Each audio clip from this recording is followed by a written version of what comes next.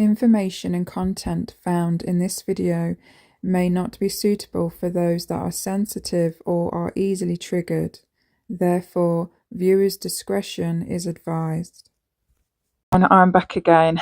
I'm on a roll, so while I'm in good spirits and good energy, and yeah, finally had a good night's sleep last night, because I don't know about you guys, but and I'm out of breath because I just quickly set up. Yeah, I've not been having a great sleep, but last night, yeah, finally caught up. So yeah, I'm making the most of this energy, really. So in this video, I might be talking faster than usual.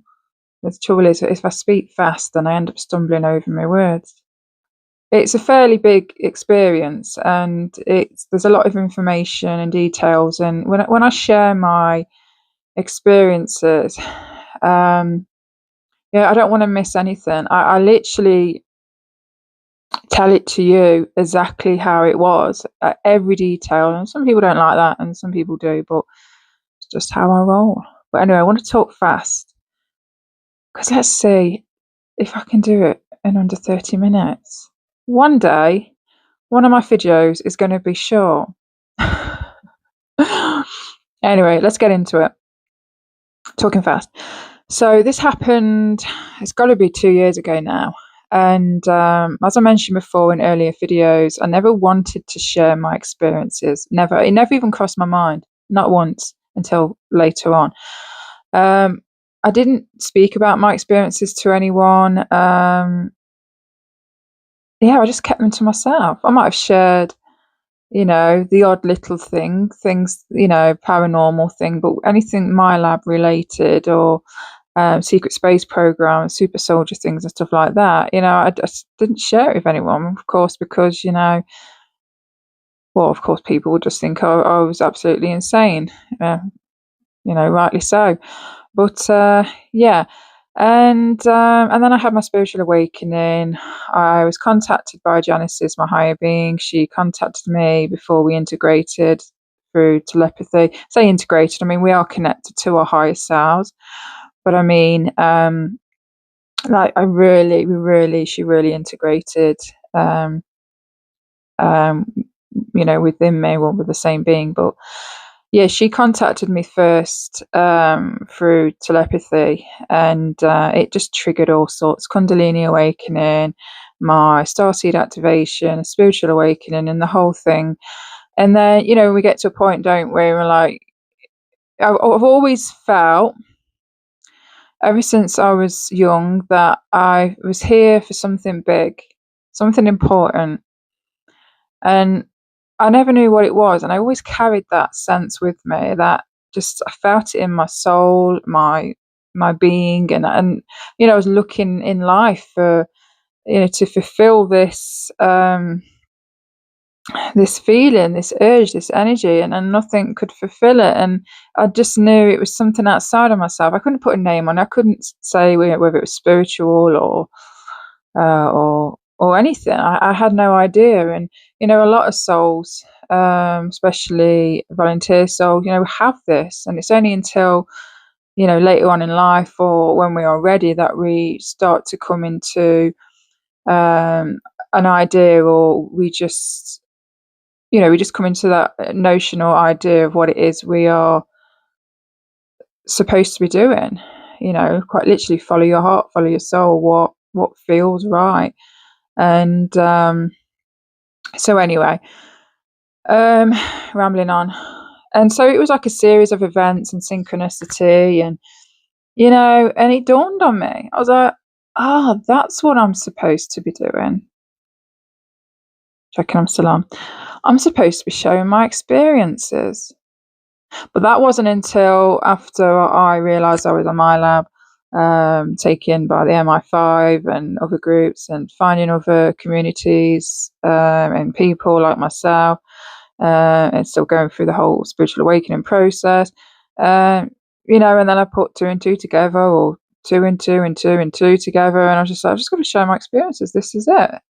I don't know what else to do. There's nothing in life that fulfills me, and it's just a strong soul urge calling. And I guess people might not make sense or understand that unless they too have had that feeling. You just know what you're supposed to be doing, And so I knew on a soul level, I was part of the bigger plan, me amongst millions, there's many of us here to share our experiences to help assist with this collective consciousness, spiritual awakening, to help people realize that, this world isn't quite what they imagined. It's, it's not a fairy tale. Well, most know that much anyway. It's definitely not like a fairy tale, but you know what I mean? It's much, there's many levels and rabbit holes and a lot of evil men on this planet and entities pulling the strings. And so when we share our experiences, we help open the eyes of others open the eyes of those that are completely blind and unaware of all this. Of course, many will believe, many won't.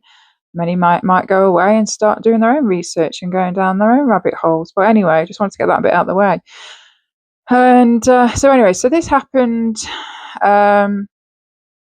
Most importantly as well, even though I had that soul urge and calling, it would switch back and forth, because there would be times where I would resist and kick and scream and dig my heels in the ground and scream at the universe, I don't want to, because, I knew there was a lot at stake, a lot of, it's huge. It's a huge sacrifice. And knowing that the moment you go on social media and have your own channel, anyone can find you, friends, family, loved ones, people you don't want to find you. And my fear was they're going to think I'm crazy. They're going to think I'm delusional. They're going to definitely think I've got schizophrenia. And I wasn't ready and prepared for that. So I was in conflict. Like, my soul, my higher self, knew what to do, but my ego was like, heels in the ground.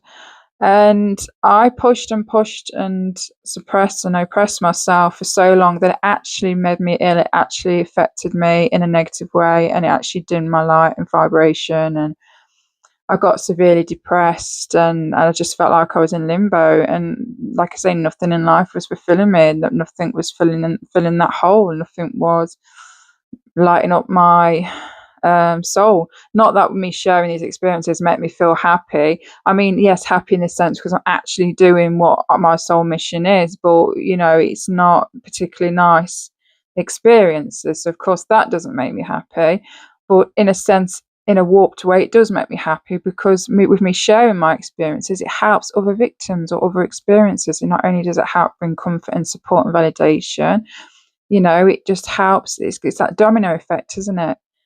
And I'm sure people that have got their own experiences that aren't quite ready to share them, they may, after listening to people like me, they may want to share their experiences. Again, it's the domino effect. So the more that we can stand up and time to speak our truth or your truth, the quicker the quicker people can get on board and start understanding and realizing that, whoa, what is this world, and then they'll go through their process of basically unlearning, unraveling everything that they thought they know to be true, and then relearning. But anyway, many of you know this because many of you are on the same path. So anyway, I think I've waited about 10 minutes. I am hard on myself. I need to stop doing that.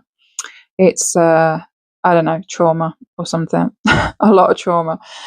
Anyway, so this experience happened 2 years ago. Finally, I decided to share my experiences. I had a YouTube account, but I didn't, I wasn't uploading anything. But what I was doing, I was uploading videos, my experiences onto my TikTok. But I kid you not, literally, the impulse was so strong that in one night I was proper, let's just say ADHD, manic, hour on one.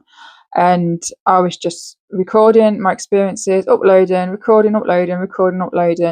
And again, I was in between them two energies. So I was in conflict. My ego was just like, I guess it was a sense of like just I was pissed off. I just wanted to rebel as well. So I just wanted to get all these videos out there. I didn't care if it put me in harm's way or if I was going to be attacked or things like that. And then my higher self was literally like screaming at me, stop, no more, don't post, no more, too fast, too much, too soon. And I just kept overriding and going against it and continued. So that was the first thing, completely ignoring my gut intuition. Whenever you get a gut feeling about anything, you listen to that. With certain experiences that I will share, a lot of it will be based on timing. It will be based on when it doesn't feel right to post. And so I am listening more to my intuition, she says. Generally, when I'm sharing things, if it's that severe, like screaming, like no, do not share, then usually I act on that. I'm never used to. Occasionally I do push my luck and I do get repercussions, so I might get attacked. I'm due one, and I do have a dark sense of humour, so you'll have to excuse me. When you've been through trauma, many of you know, if you're a trauma victim yourself, you have complex PTSD, we have specific coping mechanisms, dark humours. The movies portray it perfectly. Those that have been through trauma and that, they've just got a weird, warped, dark sense of humour. It's a coping mechanism.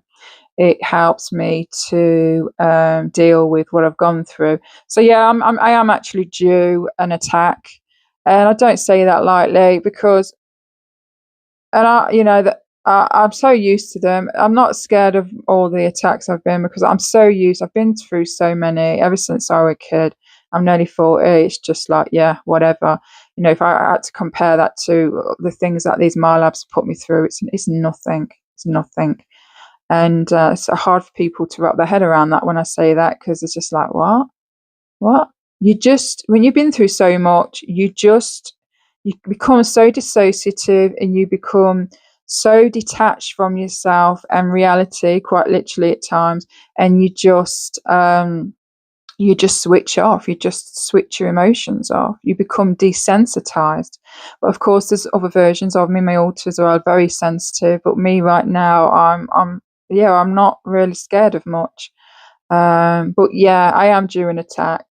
I am prone to them, and I guess I'll just keep you updated. But that's the risk we take, isn't it? When we share our experiences, it's to be expected. Again, it's a spiritual war. So anyway, going back, I ignored my intuition and just kept uploading. Anyway, when I'd finally done like 3 a.m, I went to bed. I didn't protect my energy, but you know what? And this isn't to put any of you off, for those that do raise your frequency and rely on crystals alone and protect your energy. No hate, no disrespect. But for MyLabs, at least for me, I can raise my vibration. I can ground my energy. I can eat good. I can protect. So I've already said that, protect my energy, sleep with 20 crystals, set intentions, call in my guides, you name it, I've done it. Does it stop?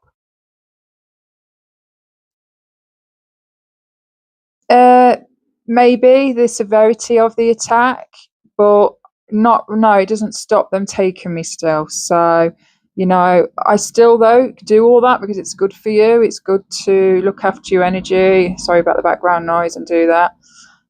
It's my neighbour. He's an ex policeman. That's another story. Yeah. Anyway, now I've just distracted myself. So, checking I'm still on. So yeah, like I say, I did all that, but I didn't protect my energy that night. And as soon as I closed my eyes, I remember I was sleeping on my belly. And it was what happened was just absolutely insane. So I'm lying there, and then all of a sudden I'm kind of like paralyzed. I feel heavy. I can't move on my belly, my head to the side, and I feel, and it's weird because I couldn't open my eyes, but I felt the room spinning. It literally, it was spinning. And not only was it spinning, it was picking up pace, and it was getting faster and faster and faster. And I felt glued to the bed. And at the same time, don't laugh, guys, but I'm going to reenact the sound. It was like a zoom, zoom, zoom, like this. yeah. And then I felt something pulling well, I thought my body, but as it turned out, it was actually my astral body. But I felt something, we'll just go with body for now. I felt something pulling me. And I remember holding on to the bars and it was just pulling me. And it was like something was sucking me. I could feel this air, this pressure. It was like a vacuum sucking me, pulling me. And I'm holding on for dear life whilst the room and the bed is spinning. I do remember being able to open my eye ever so slightly and then looking, and I can remember seeing this little black fluffy blob thing. And I didn't know what it was, but I knew and sensed a presence there. It was very small.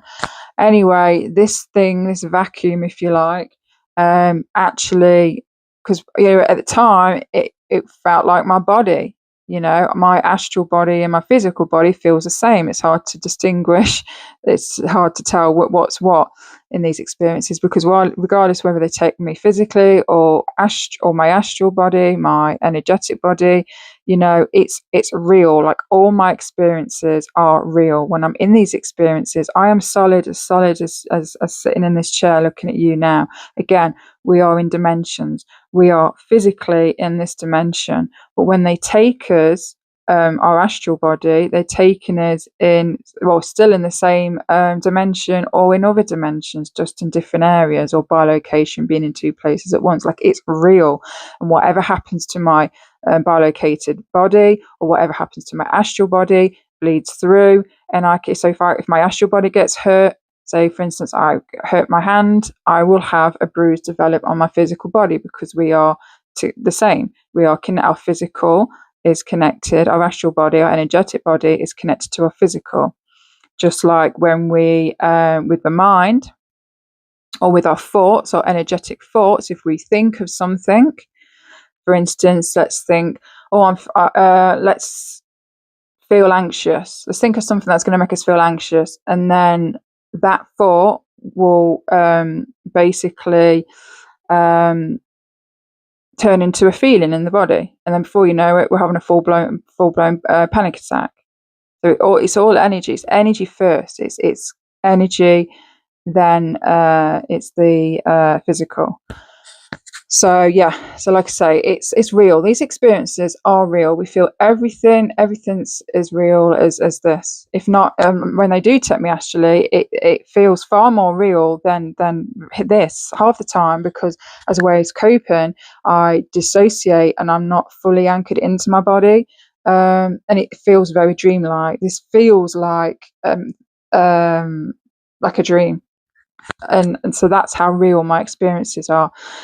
So so then I'm pulled out of the bed, sucked, and I'm now standing at the end of my bed, and I remember looking at me again, solid. I'm looking, and I'm like very confused, and then I look to my bed, and I'm in bed. Yeah, I'm standing at the end of the bed, and I freaked out. Now, as I mentioned before, I do astral project, I do astral travel. They have got technology to force you out of your body, but we'll get into that a bit later. But usually when I do that, it's very quick. It's very out, gone. I don't get to see, much of the area or the room. Like, I'm gone. But then there's been occasions where I've gone to attempt to leave my body, and I kind of wake up, or not wake up, but I'm kind of I sit up.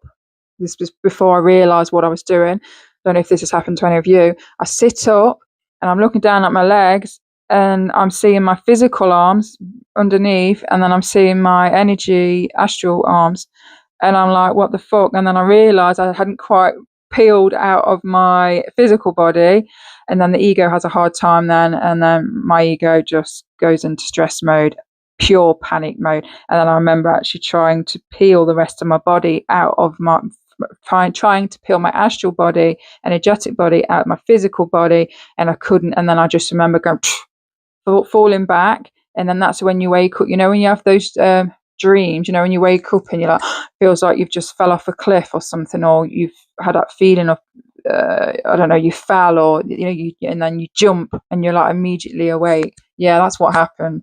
And I was like, whoa, that was freaky. Now, when you're completely out, you're fully out of the ego, because the ego is in the physical human mind. The ego is not in the spiritual astral body.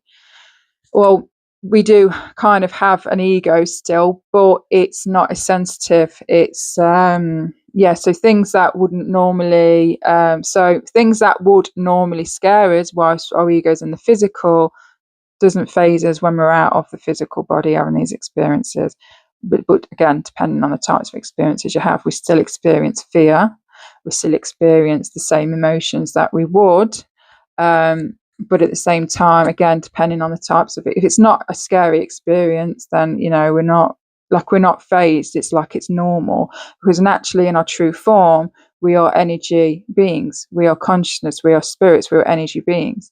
That's kind of where we come from. We're just having physical experiences. So it's the human or the physical ego, in our case the human ego, it really does struggle. So I remember looking at myself in the bed, and I'll be honest, my first thought was, oh shit, I'm dead. I've died in my sleep. I remember jumping on the bed, so real, so solid. I remember feeling the bed and everything. I was literally jumping on myself. I sat on myself. I literally grabbed my hands and I felt my head, and it was weird because it was really heavy. And I was trying to move it, like wake up, I was slapping, wake up, wake up. And the weirdest thing is I felt cold. And that's when I thought, oh shit, I'm dead. Now I have nearly died in my sleep. I'll share that for another time. But so I was like, oh my God, I'm dead. And then I panicked. I got off the bed, and then I was like, oh shit, my daughter, she cannot see me. She cannot see me like this. And then I remember walking into the hallway, about to go into my daughter's room, and then all of a sudden I was somewhere else. Where was that somewhere else? Well, it was off planet, I believe. It was basically, I was kind of in like a hang. It was as big as a hangar. And it was just this huge area underground. And I remember very, very tall ceilings, again, massive bright fluorescent lights, and the walls weren't smooth. They were like, it was like loose material, like sand. It was like a sandy material, but it looked like some machinery had been in there and basically hollowed this underground cave to turn it into some kind of base. And it was huge. And so I noticed that straight away. And then the next thing I noticed was hundreds, if not nearly 1,000 or more people, humans of all ages, all sizes, all skin colours, and they were basically walking up and down this huge place in a trance.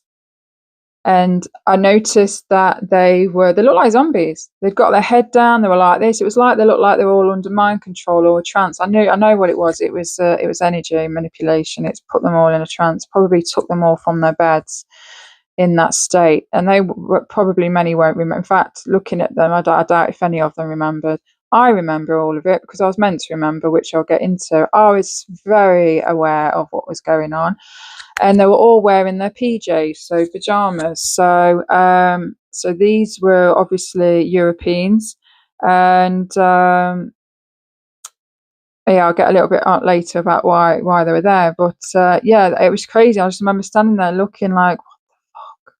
And then I'm looking around the edges of the border of this place, and they were basically military men and reptilians. They were a mix. They were human reptilian hybrid mixes and fully fledged reptilians, and there were dracos there as well, some in uniform, mostly. I didn't see any out of uniform, actually. Again, they was in like a military type uniform holding weapons, and they were just standing guard. So I continued looking around. I'm not fazed by reptilians, because I've had so many experiences, so many that I've lost count.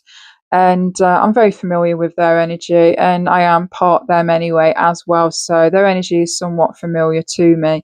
And so, yeah, the next thing is one of the reptilian guards comes up to me, and in a very serious tone. His eyes were just very, just very serious, very stern. He basically holds my arm and he pulls me and he says, "You need to follow me." So I followed him.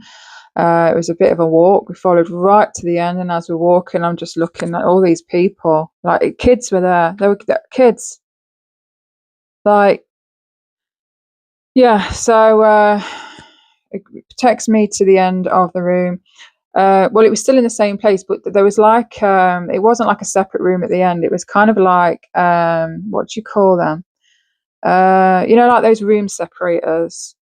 It was like a board of something, like a whiteboard, and there was like a gap underneath, so I could see a little bit of the other side.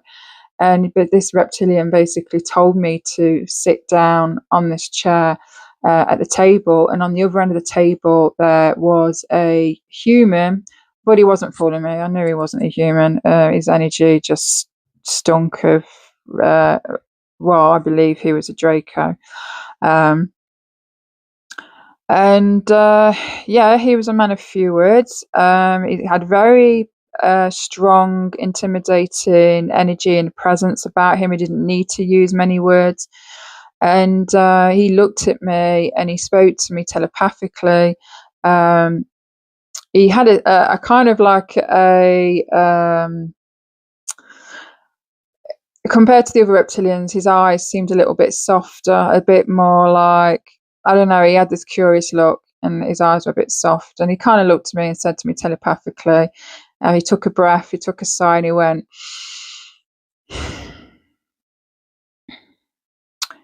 "You know why you're here, don't you?" Got a laugh, sorry. It worked, trust me. That at the time, the experience wasn't funny. This was a while ago. And I'm laughing because I knew that I couldn't lie, because I know he could read my mind. He can get into my head. I wasn't laughing at the time. I mean, like, I just, at the time, I was like, there's no point in lying. I knew why I was there. He knew why I was there. He knew I knew why I was there. And I just basically looked at him and I just went, "Yep." And then he basically was, yeah. The impression he gave me through telepathy, because telepathy isn't just words, it's thoughts, it's impressions, it's feelings, it's all that. But basically what he was translating to me was, "You've got some fucking balls, kiddo." I got the sense that it was like he was definitely familiar with me. It was like, "Oh, it's her again." Because there's my labs, some of us, especially ones that don't wake up or have memories, they're no bother. They just get on with it. But those that are always constantly recovering their memories, even when they take me and erase my memories, they always eventually come back. It's just like, I'm just a pain in the arse for them. And it irritates them, but they don't want to do anything, like they're not right now, like they're not going to take me out, I guess. I don't know. I mean, they take many of us out, but I guess I've got contracts and I'm in the programs, but of course that wouldn't stop them neither. If I became too much of a threat, if I spoke too much, then yeah, I could, there could be some issues. But it was, it's kind of like, oh, here we go again. You again. I'm sick of seeing your face. And because I screw things up for them. I'd mentioned before in other videos, I am a double agent, which I'll explain in other videos. You'll get a better idea of what I do. So they know I'm a double agent as well. But this is another thing why they constantly erase my memories, or they put me in solitude, isolation, or sleep deprivation. You know what I mean. yeah, that's kind of how they punish me. They don't like to inflict too much trauma on me, but they will mess me in that way because they need me somewhat. Um, well, I'm their tool and asset, aren't I? So they can't mess with me too much, otherwise I'll be useless to them. So, yeah. So anyway, I said yeah, and then he kind of went a bit serious, and then all of a sudden there was like, the only way to explain it, it was like a glitch in his human mask, his skin, because they can use technology to shapeshift, or they can project into the human's mind how it is they want that human to perceive them. It wasn't that; it was definitely technology. And so he was glitching his, I guess, hologram, if you like, which is very, very good. Um, Very hard unless you catch the hologram glitches, and that usually is when they're going through emotion or they're thinking about something. It can glitch. Anyway, it was glitching. I wasn't too surprised because really I knew he was pretending to be human. I don't know why he even bothered, because he knows I can discern straight through that shit. But whatever. And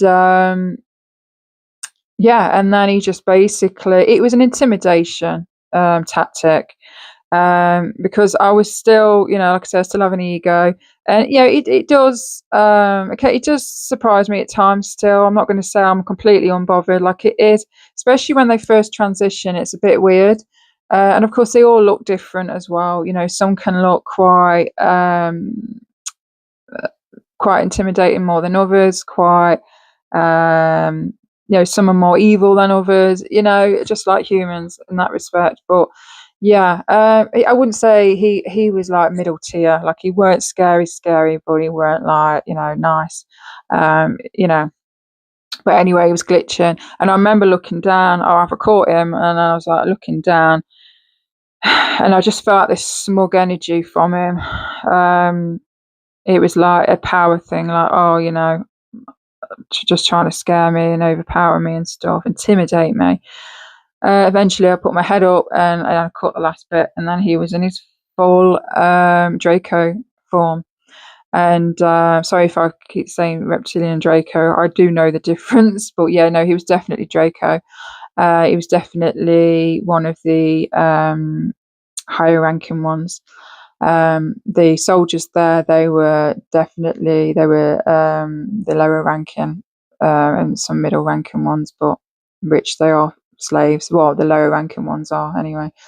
They're through no choice of their own. But anyway, yeah. So he basically leant in, and again through telepathy, he said to me, clear as day. He says, "When you get home, when you wake up, you've got 24 hours to erase every video and information that you have shared on all your social media platforms. And if you don't, there will be repercussions." And, basically he said that, and he did say mine and my daughter's life would be in jeopardy. Yeah, so that was one of the worst, threats, at least that I remember. Like I say, I remembered this immediately. It wasn't a case of, it just having a flashback and having memories about this experience. I immediately remembered as soon as I got back into bed. Anyway, so after that, the same reptilian that took me to this Draco escorted me back out and back into that same area. And as I was walking up, because it was now leading me to somewhere else, as I was walking up, I saw a lower ranking reptilian in uniform, and I know he was a lower ranking reptilian because of his stature. His stature, he was very small, very scrawny, smaller than me actually in height. And I think he was a mix of brown and green skin tone, and he was just so tiny. He looked so out of place, and I tapped into him. Well, fear was just coming off him, and that was one of the things that I noticed. And we exchanged eye contact, and I'll never ever forget it. And it always gets me emotional. But he looked at me with such sad eyes, and He felt so helpless and so small and so powerless. Oh, I've got goosebumps. And he connected with me telepathically, ever so briefly, and he said to me in such a sweet voice, he says, "I'm so sorry this is happening to you."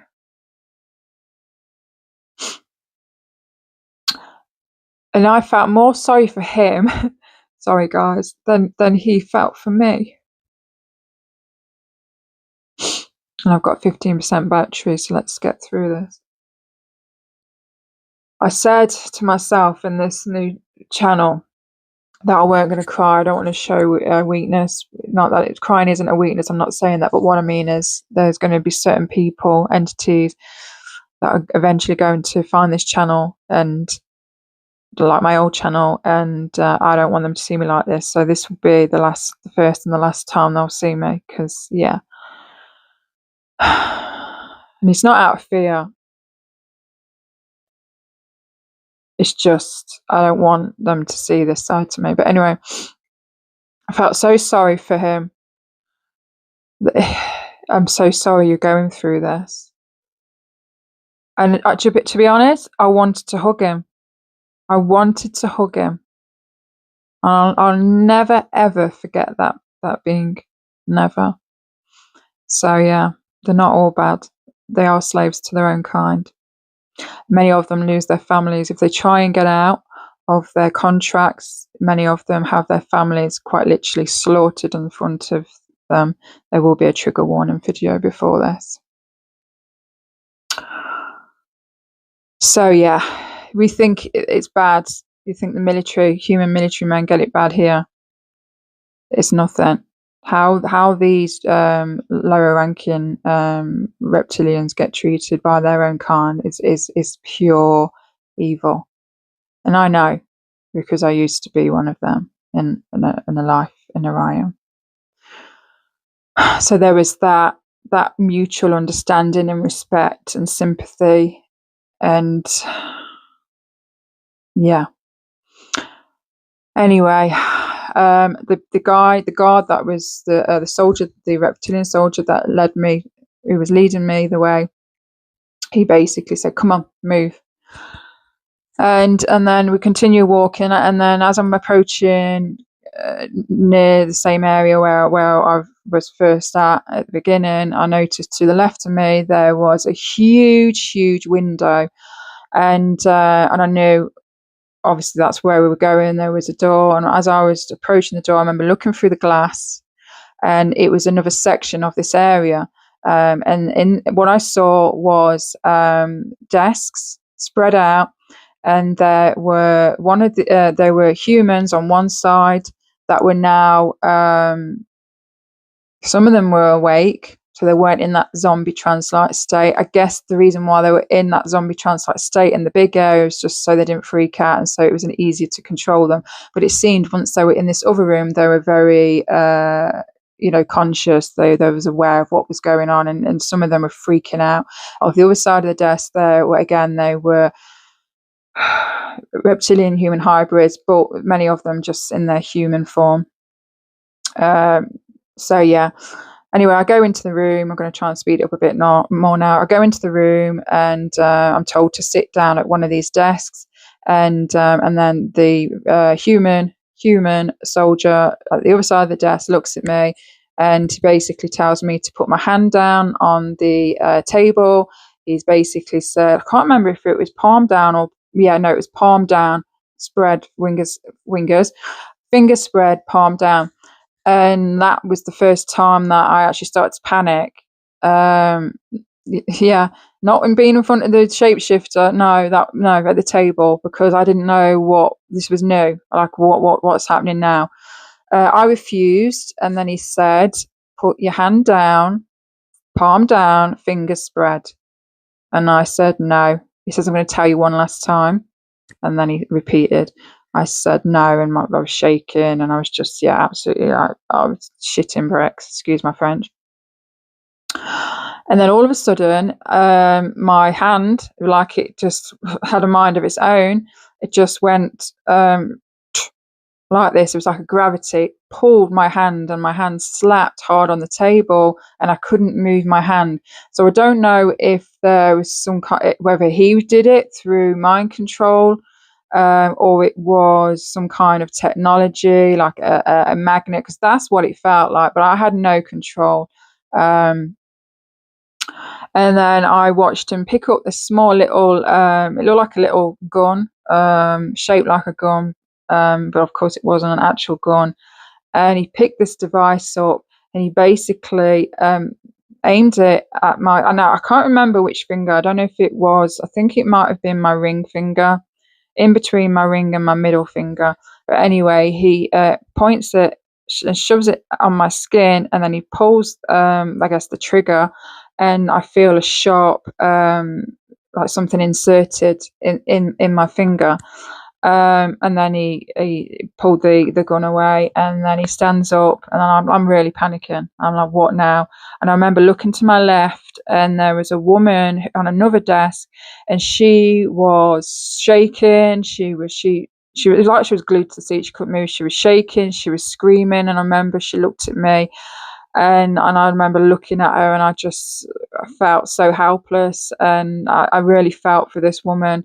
And for anyone in that room, but she was very vocal. She was absolutely terrified, guys, absolutely terrified.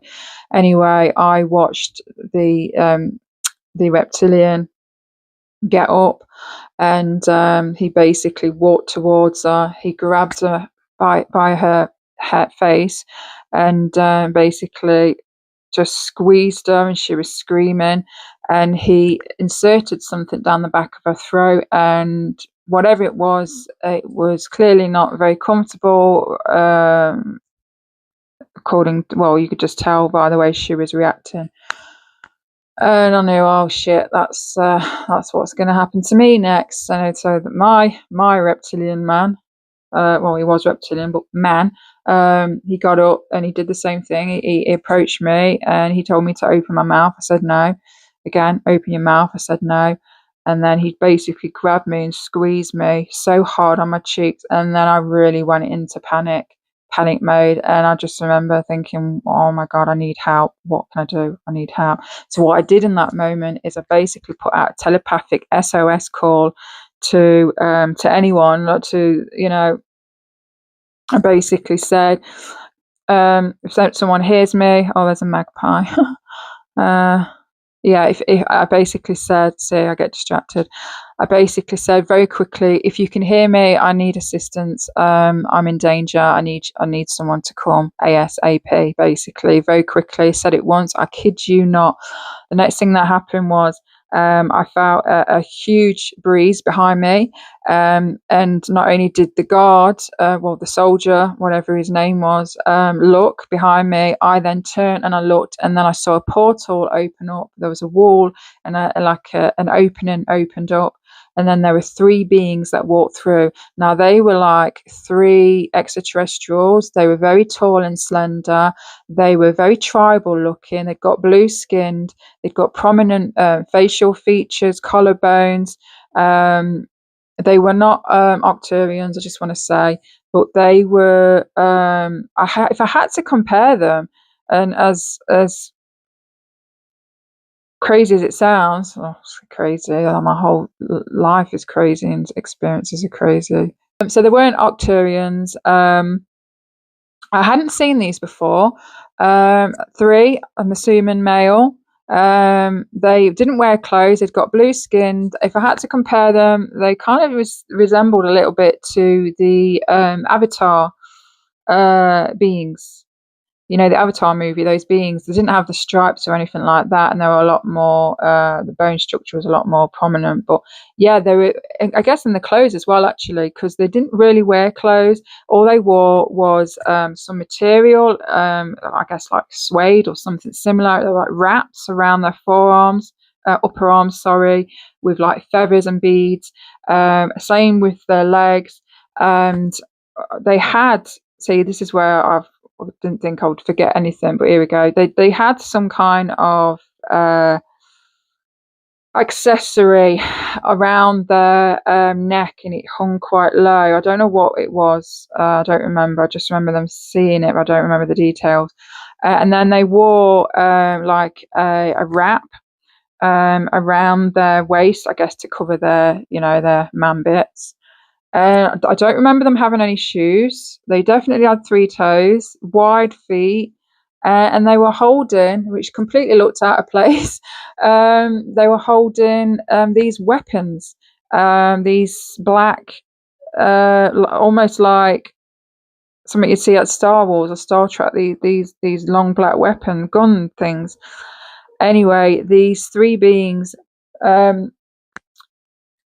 aimed these weapons at the reptilians that were just stood there in surprise.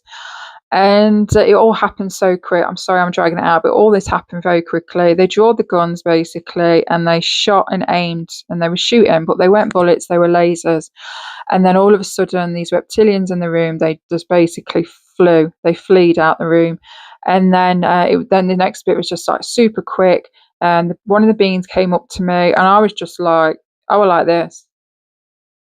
Like, so thankful, of course, but I was just a little bit like in shock. Like, I couldn't believe how quick they came. It was insane. So they must have been nearby. They must have been orbiting this place. I got the sense that they knew this place existed, and I guess they were on standby for things like this, because I guess they know that I got the sense they'd been there before, and they've had to intervene and take matters into their own hands. That was the sense I got. They were clearly there to help us. Anyway, one being come up to me, he spoke to me telepathically, and he said, did they put anything in my hand? And that's when I knew, oh, they've been here before.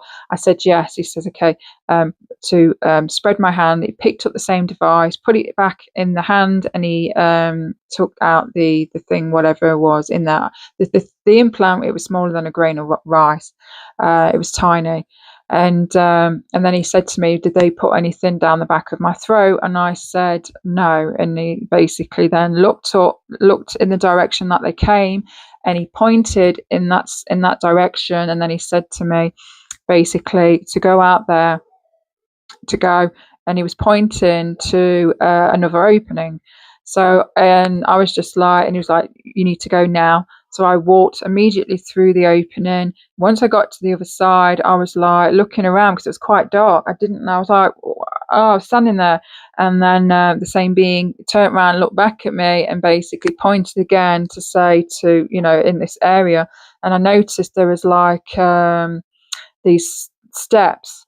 They didn't look like proper steps, but they were like sandy steps. And the colour of the sand, it was like a deep orange.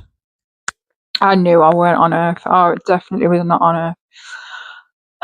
And I could hear, just in the background, I could hear that. And I was like, oh no. So I was a little bit apprehensive, because it was the same noise that I heard when I was literally sucked out of my body.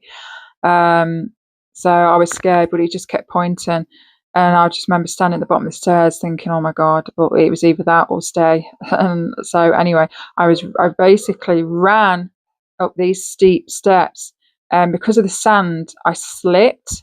And as I slipped, I bumped my knee, and then my hand touched the sand. And this bit's interesting. So I could feel the sand, and I remember I paused for a moment because I was just feeling this sand, and it didn't feel like sand on Earth. It was something I'd never felt before, which is weird. But anyway, as I was feeling it and I was watching it just fall between my fingers, then I said to myself, well, it wasn't me. It must have been one of my alters or my higher self or someone. But all of a sudden I hear a voice in my head saying, you must remember, Charlie, you must remember, you must remember. That's probably why I do remember, but I do believe that I was meant to remember, because obviously the nature of why they took me, there was a threatening, told me 24 hours. But anyway, I heard that, and then I continue at the top of the stairs, and then I'm literally right outside the portal. I say portal, it was more like a wormhole, but the opening looked like a portal. I could feel not only did I hear that zoom zoom, which was pulling me like this, and I remember like pushing back because I was scared. I felt, yeah, so I felt it. I felt that same force. And of course, I know, portals, they're not all bad. Portals aren't bad. It's just a doorway. Not a tool, but it's just a doorway. Portals can be used. The portal itself isn't bad. It's what is behind the portal. It's what the portal's used for, good and or negative and positive energies can come through, and beings and things like that. But I guess because obviously I was a little bit traumatic from the way I was taken from my bed, of course, understandably, I was a little bit like, I don't like this. And I remember my hands were on the outside, and I kid you not, it was pulling my torso and my stomach in like this. And I was like, I really don't want to go. I felt really anxious, and then I just had to surrender, and I just let it pull me in. And it was like a tunnel. It was like this narrow jet black tunnel. And I remember just floating. I was like this, floating, moving around on my back, and it felt like it was just going forever. I'm sure it wasn't going that long, but it felt like it. And I remember feeling really anxious because I had no idea where it was leading to. And then all of a sudden something came over me, and I went from fear to then all of a sudden just feeling peaceful, safe, that I was going to be okay, and that I was going to go somewhere good. And that's kind of what I felt. And then I wake up in a bed, not my bed. I wake up in a bed, a small single bed. I wake up and I see these children around me, and they're giggling at the end of the bed, and I'm just like, what the? And they're going, she's awake, she's awake, she's awake. And I'm like, I was like, I'm supposed to be in my bed. Where am I now? Like, I was freaking out. Anyway, I got up eventually. These kids I followed into a corridor, and then we went into this area that looked like a kitchen. And in the kitchen, there was a table to my left, and there was a man on one side, a human, and a woman, human, on the other side. The man was slumped, like, sat on the chair, but he got his head down, he got his knees wide apart, but he was kind of like slumped like this. He was in shock, guys. He was in absolute shock. Bless him. We all deal with things differently, but he was in shock. I didn't hear a peep from him. He was gone. He was somewhere else, mentally, physically, well, not physically, but spiritually. Like, he was gone. And then I could hear crying from the woman. I realised, oh crap, that's the woman that I saw who was having that thing put down her throat. And she was crying, she was sobbing, and she looked at me. She went, "Oh, you're that woman." That I says, "Yeah, you're that woman as well." She says, "Yeah." She said, "Did they put that thing down your throat?" I said, "No." She says, "Oh, you're lucky." She says, "That was painful." Just quickly, what they were doing was, they were putting this wasn't a physical implant. This was like a ball of light, not a good light, quite large. And basically what they were doing was putting it into our throat chakras. And the whole point of that was to block our throat chakras, which happens to a lot of people that speak out. This is why they have trouble expressing, trouble speaking, trouble articulating. They just have trouble, or they just don't share their experiences. And that's the whole purpose of that implant. It's to block our throat chakra, to prevent us from speaking our truth. And I'll get into a little bit deeper at the end. But so yeah, I've had one before. I had it removed, and after I had it removed years ago, I was able to speak, and that's just before actually doing my YouTube channel. So that's interesting with the timing. I guess our soul knows, eh? And yeah, so I said no, I hadn't had it, and then all of a sudden, I see a woman come in, very tall. And it's very interesting because she wasn't human. She was definitely a Hal or Palladian. Yeah, she's very tall, slender, blue eyes, pale skin, long hair, and she was wearing just casual human clothes, jeans, trainers, and a top. But her energy and her presence was not human. I am, as you'll eventually know when I share my other experiences, I knew it was definitely Palladian energy. They've taken me up on the craft before. And she didn't speak very much, and I looked at her because I clocked and I knew, and we connected telepathically, and I knew, and she knew, I knew that she was basically disguising herself as human, because obviously the humans that were there, especially the woman who was crying, was already traumatic enough.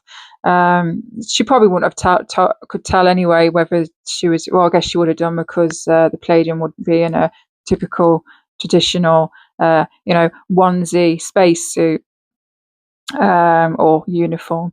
So yeah, kind of would have looked a bit suspect. But anyway, she's just pretending to be human. And I guess, like I say, basically where we were taken, it was kind of like a, what do you call it? So basically, when certain souls or people have gone through trauma, there are certain groups that orbit, certain areas, and basically they are part of like the rescue team, if you like, and they go in and they'll save the souls, and then they'll take them. It's like a rehabilitation safe space before they take them back home. So they'll, check their body, check their energy, sometimes, erase their memories. I guess depending on who they are, erase their memories. So they would just wake up like a regular morning and have no idea that they were taken, because they are newly awakened and they are sharing their experiences and rebelling, rightly so, and going against the New World Order, those that speak about these things that get attacked. So basically that's why all these people were taken, me being one of them. Yes, there were kids there as well. So there were kids there, I guess, for slightly different reasons. I believe intuitively that these children were starseed children, or they were starting to have their starseed activation and they're waking up. So they can actually slow starseed children's activation. They can mess with memories. They do put implants on us, which do dampen our frequency. And then when they dampen our frequency, we're not able to activate or access memory and information as quickly as we should. So a lot of us actually wake up later on in life. So they are messing with us. And of course they were implanting, other people because they were speaking out and stuff like that. So that's why they were there. Anyway, the Palladian said to me, because I said to her, says, well, what now? What happens? She didn't say much. All she said was, you will be here 3 days. What was it? 3 days out of the 7. And I was just like, what does she even, I don't even understand. Basically what she means is I was going to be there in that place 3 days out of 7. Yeah. She never told me why or what for. I don't know if it's just to check on me, to check that there was no more implants being put on me, or to be there to help assist with, I don't know. Unfortunately, I don't have memories. I believed she took me. I mean, like I say, I've been taken many times for different reasons. I just don't have any memories, so I don't know. Make sure I haven't missed anything else. It's going to be over an hour long. Great. Definitely not short. And let me think. Make sure I've covered everything.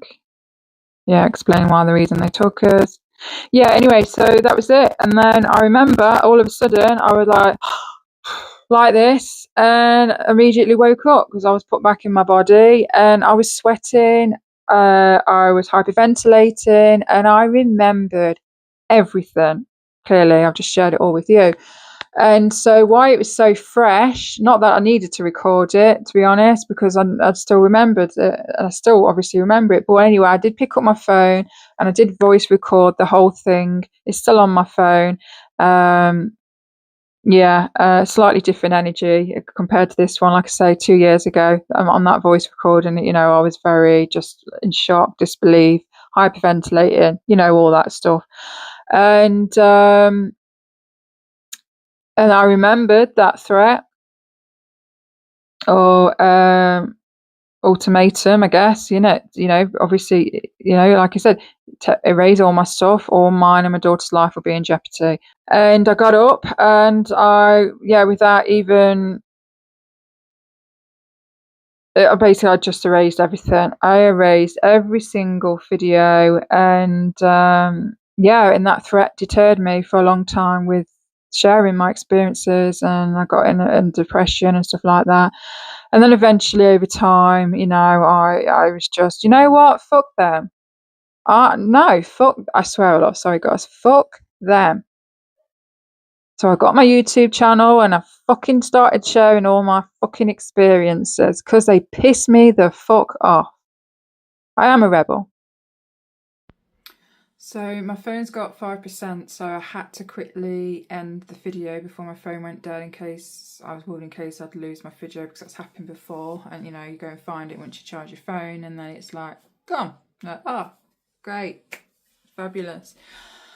Anyway, I was looking back at the video and I realised there were some details, some things that I missed. So I'm going to share that with you before I say bye. So yeah, basically, so on the ship, I remember saying to the Palladian woman, because that's where we were on, basically, was on the ship, and the kitchen room wasn't a kitchen, it was a very good hologram, deliberate. It was done to, obviously, for the humans, because they wanted it to be like a familiar, safe area for them. You know, can you imagine them like being taken and then the next thing they're on a frigging UFO ship? Like, yeah, they won't be able to. Many people would freak out. Then of course they don't want to cause more trauma, so this is very common. They'll use holograms or screening to make an area look familiar to them. So yeah, I remember saying to the Palladian woman, because of course my daughter, I was worried about my daughter. I was like, what about my daughter? Where is she? Like, who's looking after her? She said to me, she says, don't worry. She says, there is someone right now standing by her bed, and when you return, she will wake up. I don't even know why I've completely forgot that bit, but anyway. So that did make me feel more comfortable knowing that she was being watched over. So that was a really nice thing to hear.